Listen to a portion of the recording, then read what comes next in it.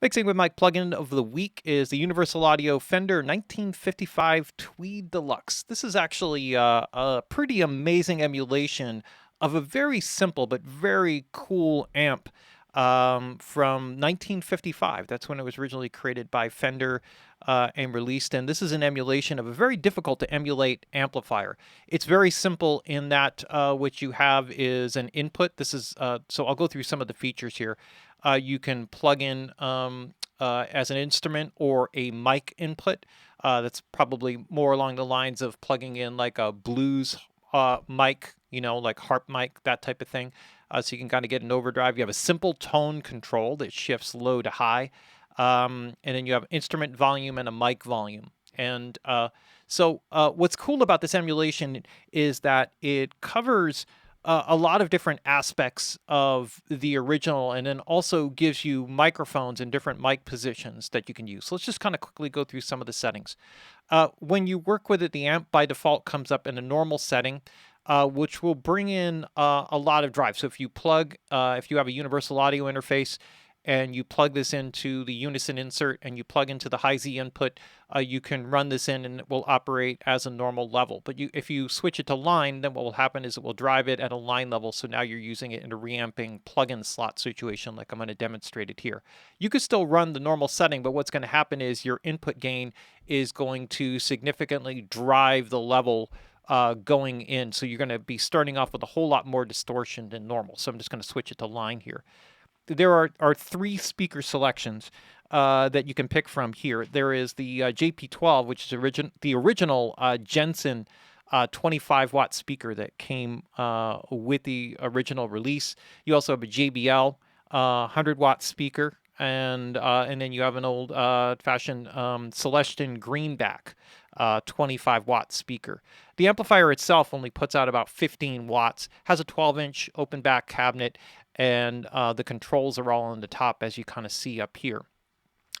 What you can do with this in terms of running the input is that you can select between different input setups. So what you have here on the normal input for the instrument side will give you a gain difference of 6 dB. So this allows you to kind of decide, what it is. So the input 2 is minus 6 dB. So if you find that your input signal is still overdriving it, even at the line setting, you could bring it down to a lower input level, and that will give you a cleaner sound.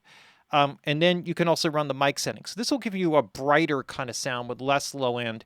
If you plug into the mic, you'll get a warmer sound on the low end, and more low end and a warmer top end. And then again, you have the 6 dB attenuation by going into input 2. Now, if you click on the input twice, then what happens is it goes from a single to a multed, so a Y cable configuration where you can feed into both sides, and this is going to give you more of a mid-range tone. So essentially you can go for a brighter tone, a warmer tone, or a more mid-range tone by clicking on both. So that gives you like a good starting spot from which you can then go through the different speaker selections, go through your different tonal adjustments, and kind of work from there. So it gives you quite a lot of options. On top of all of that, now you have two microphones that you can set up. And what you have is two separate microphones here. You have a vintage SM57. So this is the one of the early Unidyne 3 SM57s. 421. This goes back to 1962. So this is a cool white Sennheiser 421.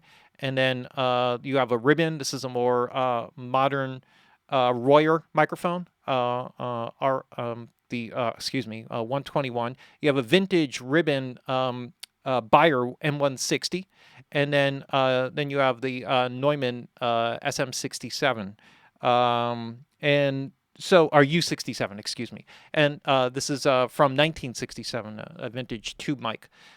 Which sounds amazing. So these are all great guitar mics, and then you can also have the ability to put them off axis. So as you go through them, you have a couple of dynamic mic selections, you have a couple of ribbon mic selections, and then you have the tube condenser mic that you could do. And you could just kind of toggle through them to get kind of a quick tone or an idea to see what it is that you like. it's very common to actually mix in like a dynamic mic along with a ribbon or a condenser mic to get the vibe there, a couple different sounds that you can kind of blend together. Each one will lend a different characteristic. You usually get a little bit more of a ballsy kind of characteristic with the body and solidness of the low mid-range, which is so important to guitar sounds in the dynamic mic, and then you get more detail from the ribbon mic or the tube or condenser mic that you're putting in on the back end. And then you have a master output control. So these are the basics. So let's kind of go through, and I'm going to start here with a funk guitar sound. And just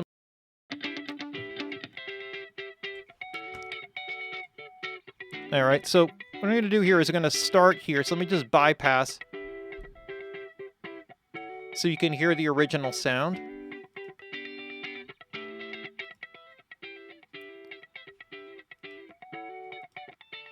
So I'm going to start here. I'm going to start here with this. I'm going to bring up my gain here on the output level here so we can hear a little bit more of this, although it might be driving a little bit hard. Actually, what I'm going to do here is I'm going to bring my gain up here on these guys and bring this back so we can kind of A/B it in and out.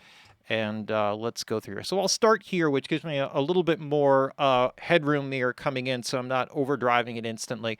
And let's just kind of go quickly through here. I got one mic muted, so this is just with an SM57. Or actually, you know what I'll do? I'll just put a 67 on here. This will kind of give us like a good balance.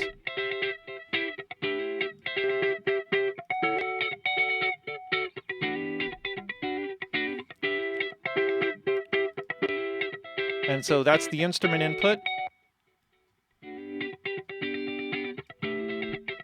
And that's the mic input.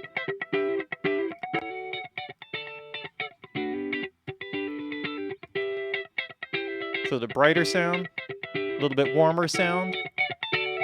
And now you're getting the combination of the two, which gives you a nice mid-range tone. So you can really feel like instantly the depth and character that's kind of brought in there. Also, let's take a look at the different speaker selections here. So as I said before, we have the Jensen speaker here. This is the JBL. Warmer and cleaner. And then the Celestion Greenback.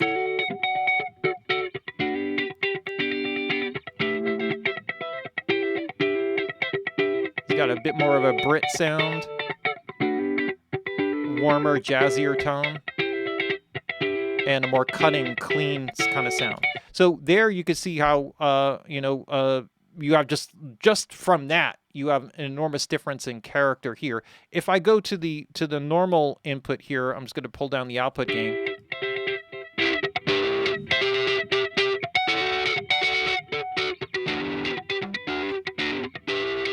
You could hear how like just instantly overdriving it at a lower volume, how different that is. So let me kind of pull back up here. And then, so the other way to do it here is to drive the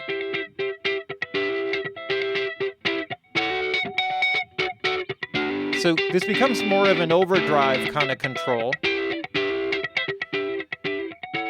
rather than just cranking in pure volume.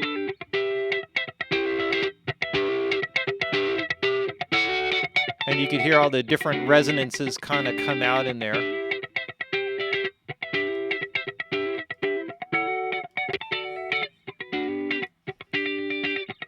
So just right from there, before we even get to the tone control, you could hear how much range of different tonal character that you can get. Now let's kind of swing through a little bit of the tone control here and see how the...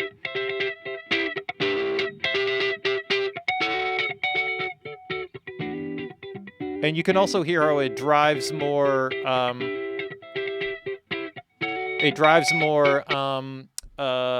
overdrive as you kind of crank it up higher into the power amp stage.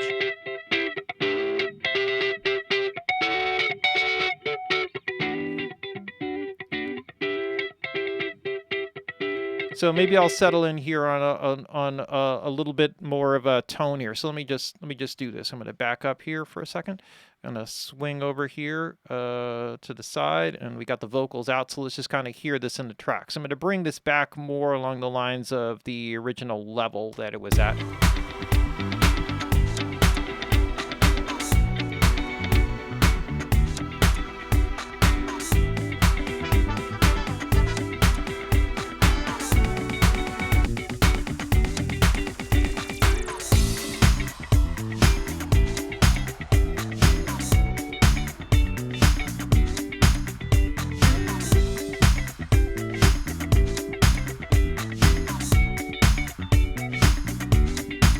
So you can hear how just instantly it kind of adds a lot of realism and character into the original sound, just kind of driving it a little bit. So now let's get into the next stage, which is dealing with the microphones. So far all we've done here is just with this, very simply, all I've done is just kind of set up some tone settings. So let's go through some different microphone options here. Let's start with the 57.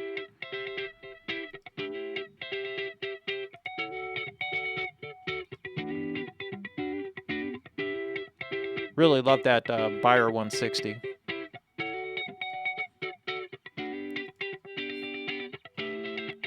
And then I can flip any of them off axis.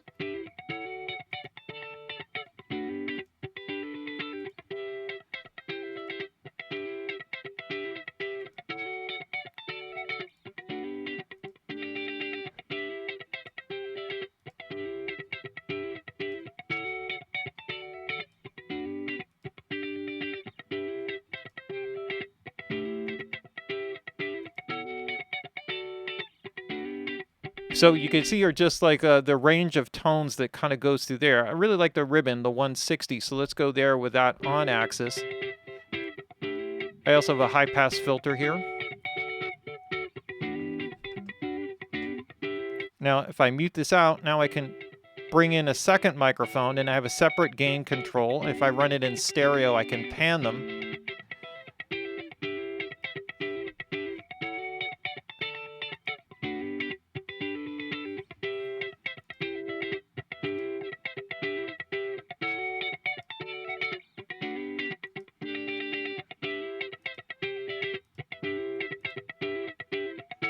So let's see what happens if I run a 57 and kind of mix that in with the Beyer.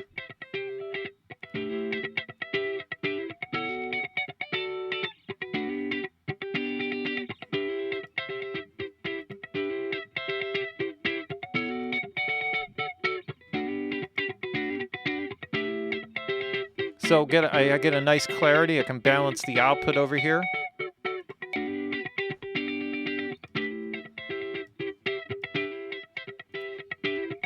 And you get the nice phase aligned already, so.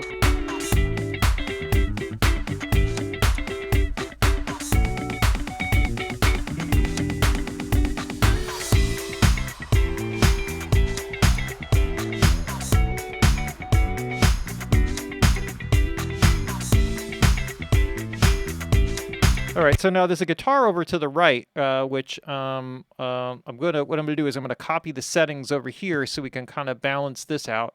But what I'm gonna do here is I'm gonna take this guy. Let me separate out this one. I'm gonna have to zoom out here for a second.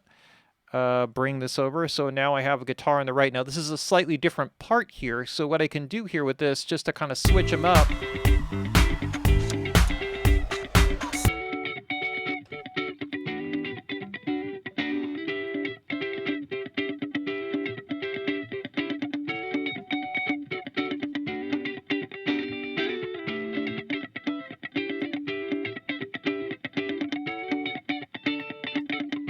Just kind of change up the character a little bit on these guys.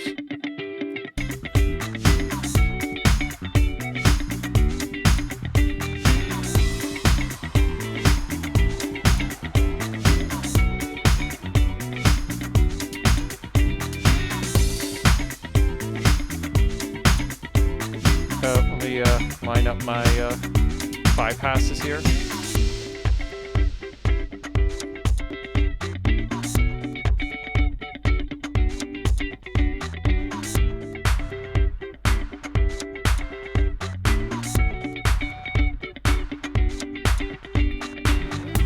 really, really, I just love this emulation of this amp. It's such a great amp. If you've never had the chance to work on one, or if you ever do, that's in really good condition, this is amazing. This is like a really a great one, and I love that the ability to kind of do the Y cable feed into there to get gain on both ends. And if you really kind of go through it, you could just see in the simple like switching between the speakers and going through the different options, it's like there's just an incredible amount of different tones that you can get. And when you kind of balance the enormity of that with all of all of the blending in of the multiple microphones, or just using one microphone, using them off axis, it's just like an incredible amount of different tonal character for something that's really simple, that has two volume controls and a tone control. So that really adds, makes it far more